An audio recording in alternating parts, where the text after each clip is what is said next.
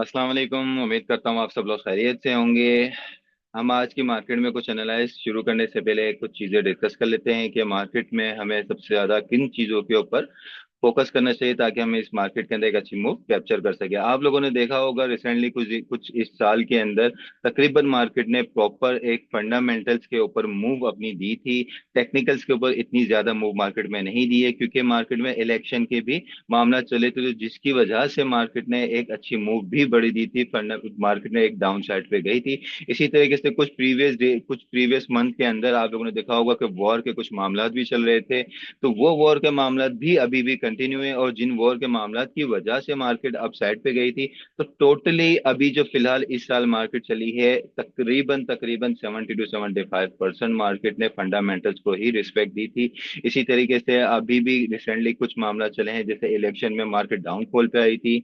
अभी मार्केट के अंदर वॉर के मामला भी चल रहे हैं। वॉर को मामला को देखते हुए मार्केट ने एक अपसाइड की तरफ मूव दी है।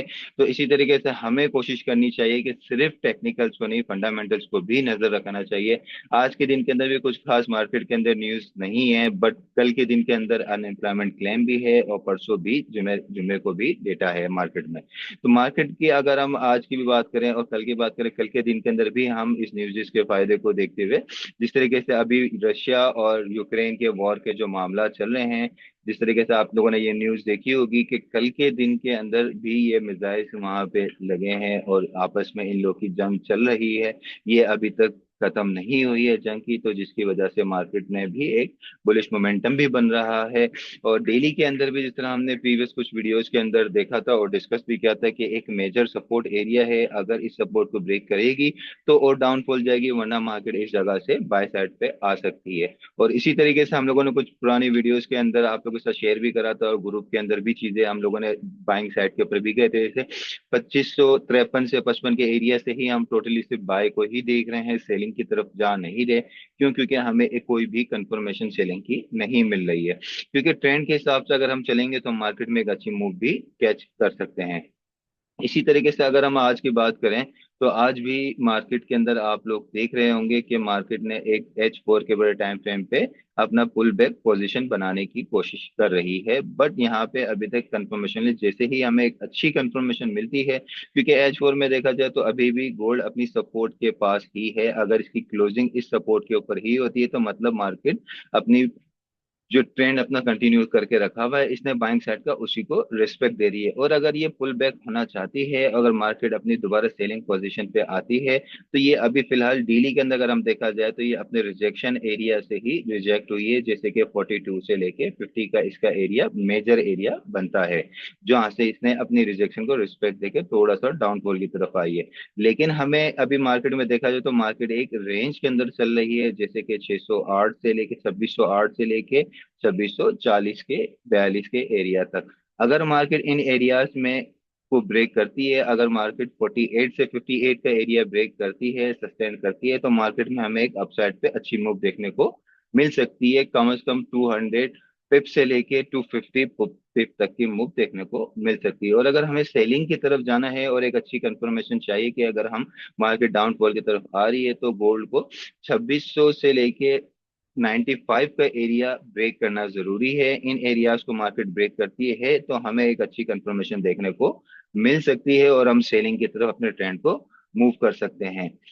तो अब देखते हैं मार्केट में आज के दिन में क्या मूव दिखाती है, क्योंकि कल के दिन में भी हम बाइंग साइड पे ही थे, और कल भी अल्हम्दुलिल्लाह हम लोगों ने 80 से 90 पिप की मूव मार्केट में कैच की थी। ऑलमोस्ट अल्हम्दुलिल्लाह हमारा एक एसएल हिट हुआ था, बट अल्हम्दुलिल्लाह हम लोगों ने रिकवरी रेट पे वो लॉस को भी रिकवर करा, और प्लस साथ के हम लोगों ने एक अच्छा प्रॉफिट भी अर्न करा मार्केट से।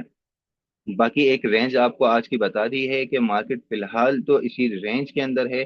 इसके अभी फिलहाल ये अपने सपोर्ट एरिया को इसने ब्रेक तो करा है, बट इसकी क्लोजिंग मैटर करती है कि इसकी क्लोजिंग कहाँ पर होती है। अगर इस सपोर्ट एरिया को ब्रेक कर देती है तो मार्केट के पास यहाँ से भी थोड़े बहुत चांसेस है डाउन साइड के। बट इसके पास मेजर जो इसका सपोर्ट एरिया बनता है, पहला इसका एरिया यही बनता था कि 24 से 25 का, और दूसरा इसका जो एरिया बनता है 12 से लेके 7 तक का। बाइंग साइड पे अगर रिटेस्टमेंट करने के लिए मार्केट अगर इन जगहों से इन सपोर्ट से रिटेस्ट करके अगर दोबारा ये उठती है तो, और अगर इन सपोर्टों को ब्रेक करती है, मेजर सपोर्ट इसकी 2600 से लेके 2595 96 तक की, अगर इन एरियाज को ब्रेक करके सस्टेन करते हैं तो मतलब मार्केट अगेन डाउनफॉल की तरफ आ सकती है। बट अगर हम फंडामेंटल्स की बात करें तो अभी भी वॉर के मामला चल रहे हैं, आप लोग के सामने ही है कि जिस तरह यूक्रेन और रशिया के वॉर के मामला अभी तक खत्म नहीं हुए, अगर इन मामला को खत्म होंगे तो ही हम थोड़ा सा देख सकते हैं अच्छी तरीके से डाउनफॉल की तरफ फंडामेंटली तरीके से। बट टेक्निकल के अंदर आप लोग देख रहे होंगे ये अपनी सपोर्ट को ब्रेक कर चुका है, बट ब्रेक भी उस सूरत में जब ये क्लोजिंग दे। क्लोजिंग जब तक नहीं होती तब तक एक कंफर्मेशन नहीं मिलती। कंफर्मेशन भी आपको उसी सूरत में मिलती है जब कोई कैंडल अपने लेवल्स को, चाहे वो सपोर्ट पे हो चाहे वो रेसिस्टेंस पे हो, उन लेवल्स को ब्रेक करके वहां पे क्लोजिंग दे और एक छोटी टाइम फ्रेम पे आपको कंफर्मेशन दे, तो उस कंफर्मेशन के हिसाब को लेके आप इजीली उस जगह पे ट्रेड कर सकते हैं जो ब्रेकआउट रेट खिलाती हैं। बाकी अपना बहुत सारा ख्याल रखिएगा। फिर भी अगर आप लोग कुछ भी पूछना हो, कुछ समझ ना आई हो, तो डिस्क्रिप्शन में मैं अपना नंबर भी दिया हुआ है, आप लोग मुझे प्राइवेटली मैसेज भी कर सकते हैं, कमेंट्स में भी मैसेज करके पूछ सकते हैं। बाकी अपना बहुत सारा ख्याल रखिएगा। अल्लाह हाफिज।